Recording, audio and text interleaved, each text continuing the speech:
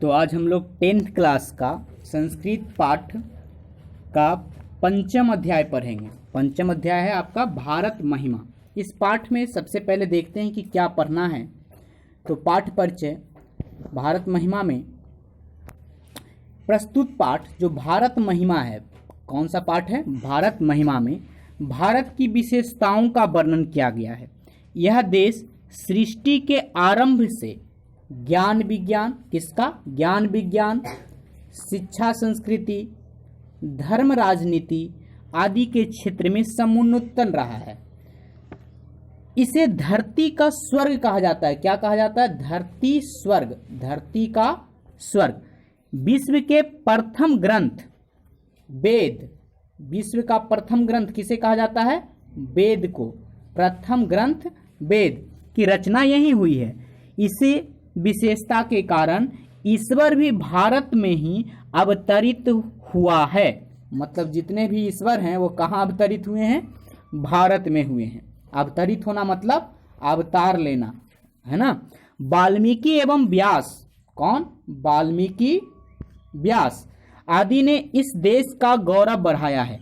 इस देश की रचना प्रभु ने अपने हाथों से की है और प्रथम एवं द्वितीय श्लोक जो है वो भागवत पुराण से लिया गया है। कहाँ से लिया गया है? भागवत पुराण से लिया गया है। जो अन्य पद देशभक्ति भाव से लबालब कवियों की रचनाएं हैं। तो अभी आप कौन कौन से शब्द देखे? भारत महिमा जो पाठ का नाम है, ज्ञान विज्ञान, शिक्षा संस्कृति, धर्म राजनीति, धरती का स्वर्ग, प्रथम ग्रंथ वेद, ईश्वर, अवतरित, वाल्मीकि, व्यास और भागवत पुराण। आगे कहते हैं, मूल पाठ पे आते हैं। तो मूल पाठ आपका क्या है? अस्माकम देशे से वर्तते तक, ठीक है। अस्माकम देशे, तो आप देख सकते हैं अपने किताब में क्या कहते हैं? अस्माकम देशे भारत वर्षिता कथ्यते। हमारे देश को भारतवर्ष कहा जाता है। हमारे देश को क्या कहा जाता है? भारत वर्ष कहा जाता है। तो भारतवर्ष लिख लें। अस्य महिमा सर्वत्र गीयते, इसकी महिमा सर्वत्र गाई जाती है। महिमा क्या गाई जाती है? इसकी महिमा गाई जाती है। पाठेन अस्मि विष्णु पुराणात भागवत पुराणात च प्रथमा द्वितीय च क्रमशः पद गृहीतमस्ति। इस पाठ में विष्णु पुराण, भागवत पुराण से क्रमशः पहला और दूसरा पद लिए गए हैं। शेष पद अविशिष्टानि पद्यानध्यक्षे निर्मेयी प्रस्तावनी। शेष पद अध्यक्ष के द्वारा बनाकर प्रस्तुत किए गए हैं। भारतम प्रति भक्ति अस्माकं कर्तव्य रूपेण वर्तते। भारत के प्रति हमारी भक्ति और कर्तव्य पूर्ण का ये जीता जागता उदाहरण के तौर पे हमारे सामने प्रस्तुत किया गया है। तो पौराणिकी मतलब पुराणों से जो लिया गया है वो कौन सा है? तो पहले इस चीज को हम देख लेते हैं। यहाँ पे क्या कहते हैं? यहाँ पे कहा गया है, गायन्ति देवो किले गीतकानी धन्यास्तु ते भारत भूमि भागे। मतलब देवा गीतकानी गायन्ति मतते पुरुषा धन्या किले संति। स्वर्ग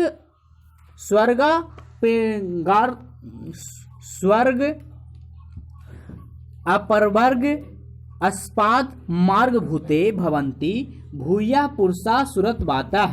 ये स्वर्ग मतलब स्वर्ग के समान, स्वर्ग अपवार्ग अस्पाद मार्गे भूते भारत भूमि भागे सुर त्वा भुव भवंती। मतलब यहाँ पे कुछ शब्द दिए गए हैं, शब्दार्थ क्या कहता है? किले का मतलब क्या होता है? निश्चय रूप से। सुरत्वात का मतलब क्या होता है? देवता के रूप। और स्वर्गाई का मतलब क्या होता है? स्वर्ग या मोक्ष प्रदान करने वाला। भूय का मतलब होता है पुनः। तो यहाँ पे अगर देखिए कुछ अति भी दिए गए हैं। अब आप इसका अर्थ जान लीजिए। किसका? गायन्ति देवों का। ये पूछा भी जाता है आपसे। तो कहते हैं वे मनुष्य धन्य है, वे मनुष्य धन है जो स्वर्ग और मोक्ष प्रदान करने वाला, क्या? स्वर्ग और मोक्ष प्रदान करने वाला पवित्र भारत भूमि पर जन्म लेते हैं। पवित्र भारत भूमि पर जन्म लेते हैं। देवता भी इस भू पर पुनः पुनः आने के लिए इसका यश गाते हुए प्रार्थना करते हैं। यश गाते हुए प्रार्थना करते हैं। तो इसमें क्या क्या था? स्वर्ग और मोक्ष, पवित्र भारत, यश गाना, प्रार्थना। आगे क्या है इसकी व्याख्या? इसकी व्याख्या कैसे कर सकते हैं? तो चूंकि ये विष्णु पुराण से लिया गया है, इसलिए आपको व्याख्या करने वक्त इन बातों का ध्यान रखना है। प्रस्तुत श्लोक विष्णु पुराण में संकलित है, भारत महिमा पाठ में उद्धत है। इसमें भारत देश की विशेषताओं के बारे में कहा गया है। यह देश धरती का स्वर्ग माना जाता है। पूरा कारण पुराणकार मतलब पुराण काल से ही, पुराणकार का कहना है, जो पुराण लिखे हैं उनका कहना है कि यह भूमि स्वर्ग तथा मोक्ष प्रदान करने वाली है। यहाँ जन्म लेने वाले देवतुल्य माने जाते हैं, यानी जो भी यहाँ भारत में जन्म लिए हैं वो देवतुल्य हैं। चाहे वो रामकृष्ण हो जैसे अति मानव ने जन्म लेकर इस भूमि के महत्व को सिद्ध किया है। अति मानव मतलब सबसे अच्छा मानव। तात्पर्य यह है कि भारत ही एक ऐसा देश है जहाँ भगवान अत्याचारियों का अंत करने तथा धर्म की स्थापना हेतु अवतरित होते रहते हैं। इसलिए इस देश में जन्म लेने वाले को देवता रूप में माना जाता है। यह भूमि ऋषि मुनियों का यज्ञ स्थली, क्या ऋषि मुनियों का क्या है? यज्ञ स्थली है। देशभक्तों का कर्मस्थली है और श्रद्धालुओं का धर्मस्थली है। ऋषि मुनियों का यज्ञ स्थली, देशभक्तों का कर्मस्थली, श्रद्धालुओं का धर्मस्थली। अतएव हमें मन वचन तथा कर्म से देश की आन मान शान की रक्षा के लिए सतत तत्पर रहना चाहिए। आगे हम लोग बढ़ते हैं। आगे क्या कहा गया है? अहो अमीसाम किम कारी शोभनम प्रश्न ऐसा शिवदूतु स्वयं हरि ये जन्म लब्ध नृषु भारताजिरे मुकुंद सेवाय पाइकम स्पृहा हीनः। मतलब इसको अगर अन्वय तोड़ के कहें तो हम कहेंगे देवता गायन कथ्यति अहो अमीसाम किम शोभनम आकरी यत निशु पै भारतीज्रे मुकुंद पारे जन्म लब्धम शिवधुतु एसाम स्वयं हरि प्रसह।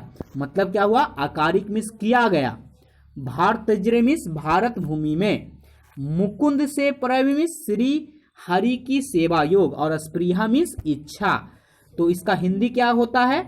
इसका अर्थ देवता कहते हैं कि हमने कौन सी विशेष इच्छा व्यक्त की है। मतलब देवता का कहना है कि हमने कौन सी इच्छा व्यक्त की है। हमने तो भारताजिर मतलब भारत में, ताजिर मतलब बार बार में मनुष्यों के बीच भगवान श्री कृष्ण मुकुंद जो जन्म ग्रहण करते हैं, मतलब भगवान कृष्ण जिनको हम मुकुंद कहते हैं, मुकुंद जन्म ग्रहण करते हैं, उनकी सेवा की इच्छा। मतलब किनकी सेवा की इच्छा? सेवा इच्छा मुकुंद की, कृष्ण की व्यक्त किए हैं।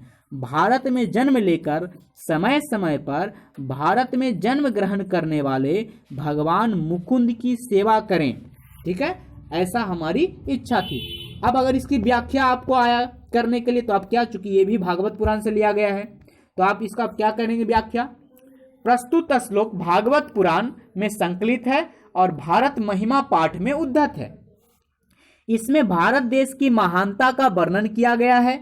कवि का कहना है कि भारत ही ऐसा देश है जहां भगवान भी जन्म लेने की इच्छा प्रकट करते हैं।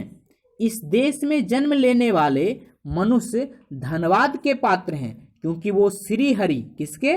श्री हरि की सेवा के इच्छुक होते हैं। ठीक है, श्री हरि की सेवा में लगे रहते हैं। जिन लोगों ने यहाँ जन्म लिया उनमें स्वयं भगवान भी हैं, उनमें भगवान भी हैं। उन्होंने मानव रूप में अवतरित होकर यहाँ की भूमि को पवित्र बना दिया।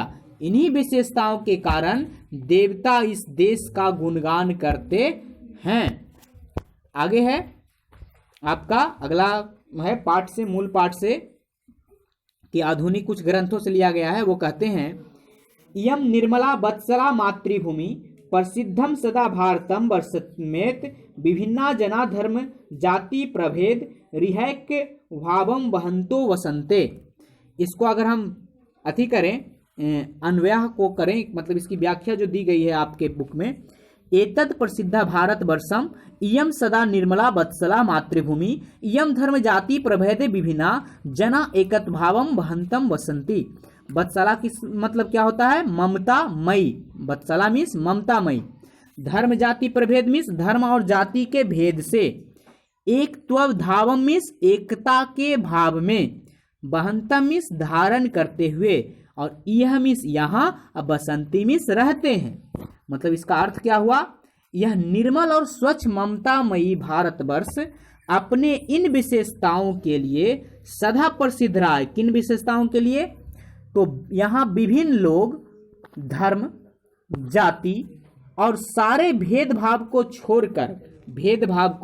छोड़कर एकता की भाव से निवास करते हैं, और यह प्रत्येक दृष्टि में अनेकता में एकता दिखता है। अगर आपको यह श्लोक आ गया और व्याख्या करने के लिए आ गया तो आप क्या लिखिएगा? प्रस्तुत श्लोक भारत महिमा पाठ से उद्धत है और इसे हम भारत देश के विशेषता का वर्णन किया गया है। विद्वानों का कहना है कि भारत ही एक ऐसा देश है जहां विभिन्न जाति के लोग अपने आपस में मिलजुल कर रहते हैं तथा अनेकता में एकता को चरितार्थ करते हैं। क्या करते हैं? चरितार्थ करते हैं, मतलब वो उसको जीवंत रखते हैं। तात्पर्य यह है कि भारतीय निष्कपट दयावान स्वभाव है। यहाँ के निवासियों ने शत्रुओं के साथ मित्रता का व्यवहार किया। किसके साथ मित्रता? शत्रुओं के साथ मित्रता का व्यवहार किया। भिन्न भिन्न जाति, धर्म, संप्रदाय होते हुए भी सभी भाई भाई के समान रहते हैं। सभी कैसे रहते हैं? भाई भाई के समान रहते हैं तथा देश पर आई विपत्ति का मिलकर सामना करते हैं। सर्वे भवन्तु सुखिनः इस देश का विचार है और इसी विशेषता के कारण हेनसोंग, कौन? हेनसोंग, फहान आदि लोग ने इसकी भूरी भूरी प्रशंसा की है। भूरी भूरी मतलब अच्छी तरह कैसे, भूरी भूरी प्रशंसा की है। विश्व को शांति एवं अहिंसा का पाठ इसी देश ने सिखाया है। कि कौन सा पाठ? शांति और अहिंसा का पाठ। अतः हमारा देश भारत एक ऐसा उद्यान है, मतलब घूमने के लायक है, जिसमें विभिन्न प्रकार के फूल होते हुए उस उद्यान की शोभा बढ़ाने में चार चांद लगाते हैं। आगे है आपका मूल पाठ क्या है? कहते हैं विशालस्य मध्या धरा भारतीया सदा सेविता सौगरे रम्य रूपा वनय पर्वतो निर्जन भर्वभूति वर्णहिंतो वीरेशा शुभा चाप गाभी। इसका अर्थ क्या हुआ? तो सबसे पहले इसके हम अन्वय को पढ़ते हैं। क्या कहते हैं? समदिया भारतीया धरा विशाला रम्य रूपा सुभाष भूमि च ऐसा सागरे पर्वते निर्झर वहंती भी आप गाभी च सदा सेविता अस्ति। इस मतलब अस्मिता मीन्स हमारी, भवभूति मीन्स भव ऐश्वर्य वाली, धरा मीन्स भूमि, आप गाभी मीन्स नदियों के द्वारा, और निर्झर मीन्स झरनों के द्वारा। तो कहते हैं इसका अर्थ क्या हुआ? हमारा यह भारतीय भूमि सर्वदा सागर से समृद्ध और सुंदर है। मतलब ये हमेशा सागर के से समृद्ध है, पोषित किया गया है। वन पर्वत निर्झर, कौन कौन?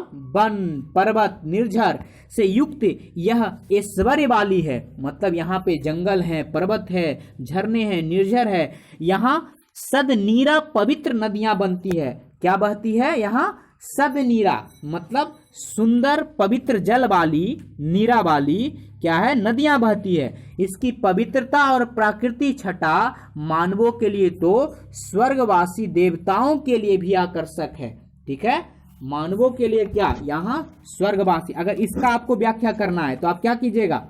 तो व्याख्या कीजिएगा